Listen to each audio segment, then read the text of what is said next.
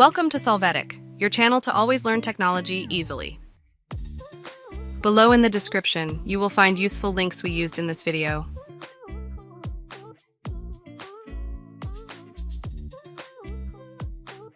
Today in Solvetic, we will see how to check GPU temperature laptop PC Windows 11. Access the Task Manager by right-clicking on the taskbar and choosing the manager.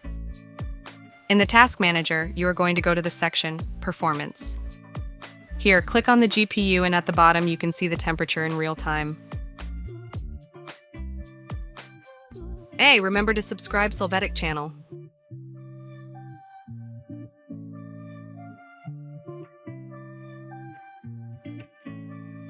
We hope it has been helpful for you.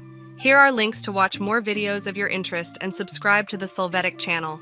Thank you.